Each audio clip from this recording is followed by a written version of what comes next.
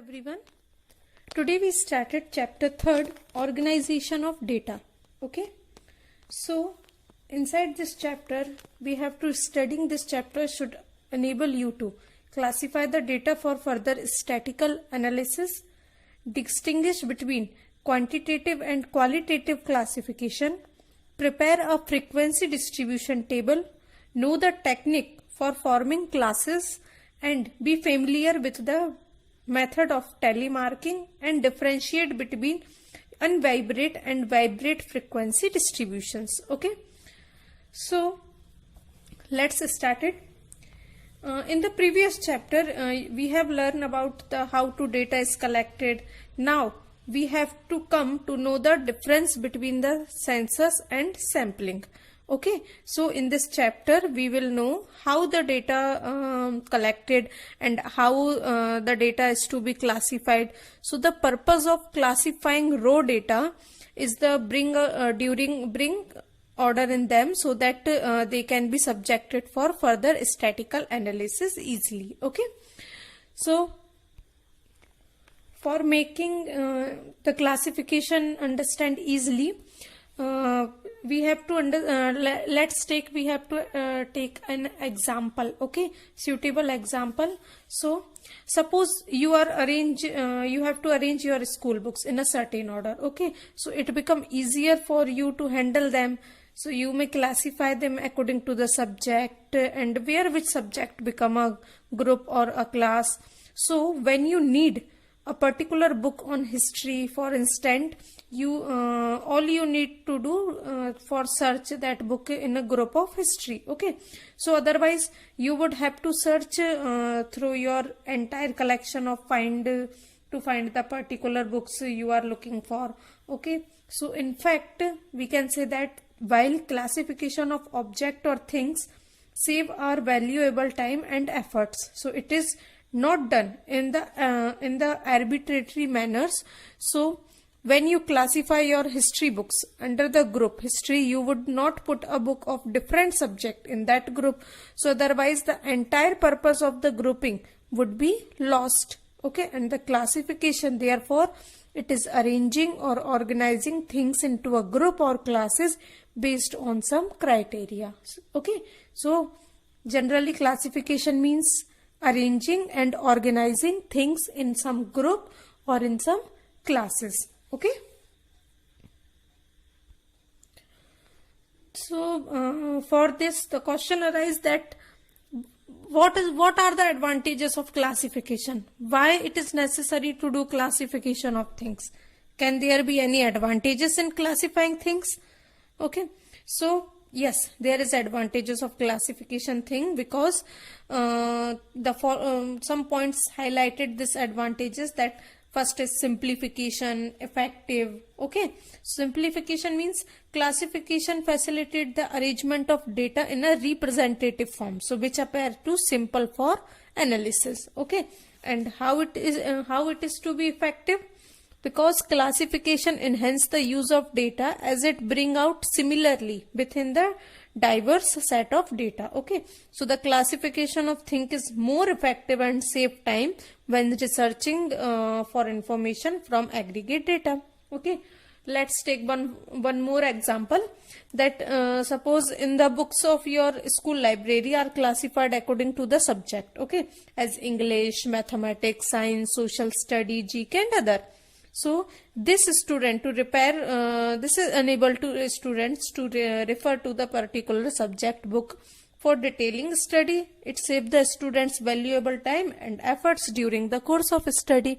Okay, so that's why organization of data, that means classification, is most necessary. Okay, so the next thing is arise what we have to classify.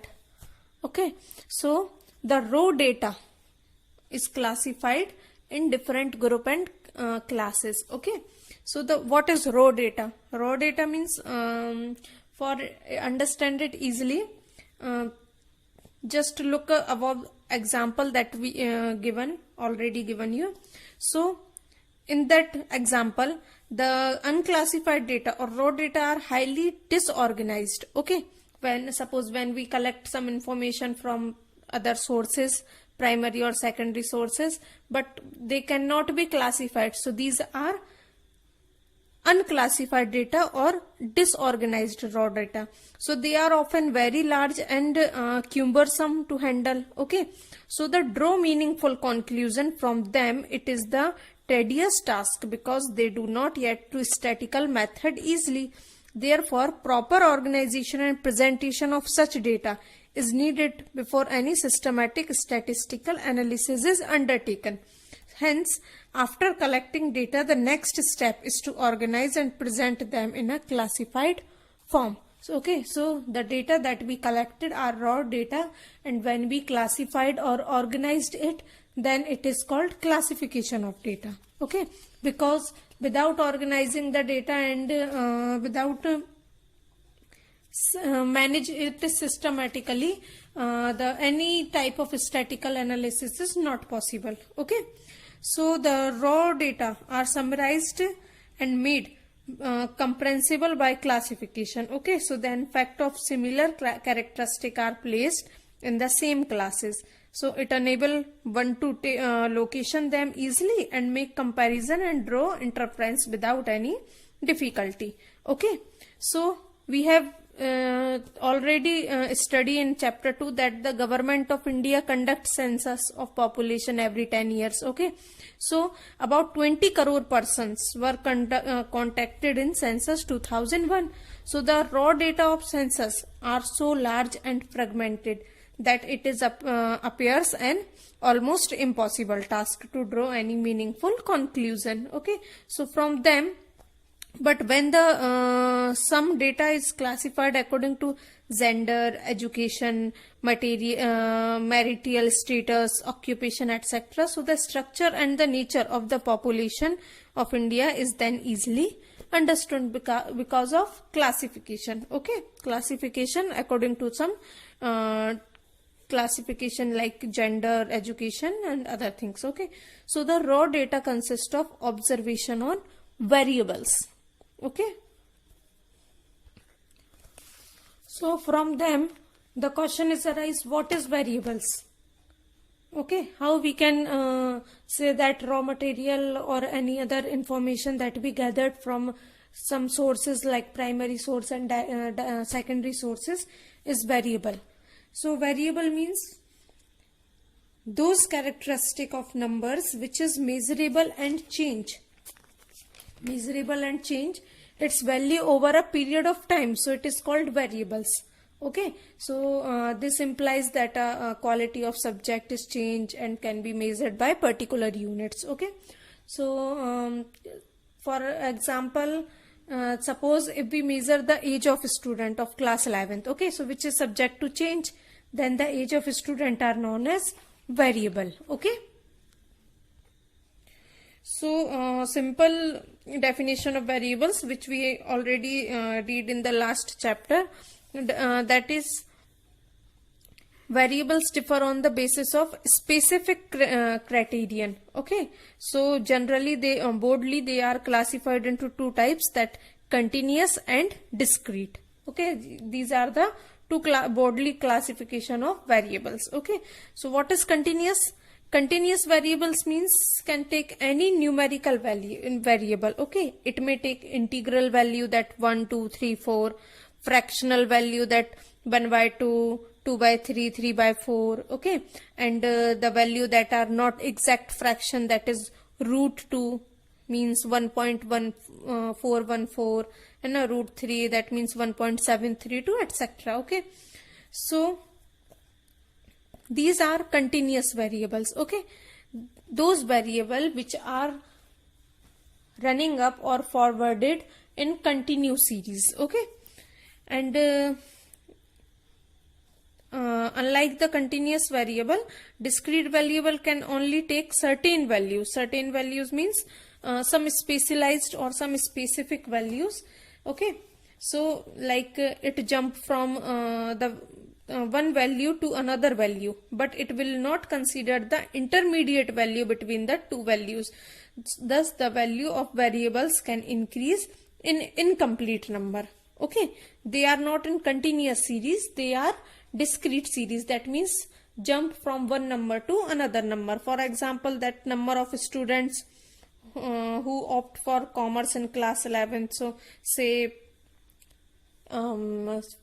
16, then 19, okay, then 20, then again 16, 15. Okay, so these are not in any series, so these are called discrete series. Okay, so and continuous series is in which the number are continuously running up. Okay, that means its value increase in fraction but not in jump. Okay, so these are the two types of variables. Okay, and its classification, continuous and discrete. So now the thing is arise that classification of data. Okay, how we can classify data in different way. Okay, so the group and classes of classification is done in various way. Okay, so the raw material is classified in various way depend on the purpose. So these can be grouped according to the time, such as classification is known as chronological classification. Okay, that means those classification in which raw material is classified according to the time. Okay, so such type of classification is called chronological classification. In this type of classification, data are classified either in ascending or descending order with reference to the time, such as year, month, week, etc. Okay, so this was chronological classification. Okay, next type of classification is spatial classification. So the spatial classification are those type of classification of data which reference to geographical location. Okay, such geographical location such as any place, country, state, city, etc. Okay, so this type of classification is spatial classification. Okay, next is qualitative classification, in which data is classified according to their quality. Okay, so under this type of classification, data is obtained to classified on the basis of certain descriptive character or qualitative aspect. Okay, like honesty, literacy. So these are the qualitative classification. Next thing is quantitative classification, in which the which type of classification the variables can be classified or can be expressed in the quantitative way. Okay, like variables like income, expenditure, profit and loss. So these can be classified into or expressed into quantitative way. So this consider the quantitative classification. Okay, so generally for classification, these four type of classification is occur. First is chronological, second is spatial, third is qualitative, and fourth one is quantitative. Okay,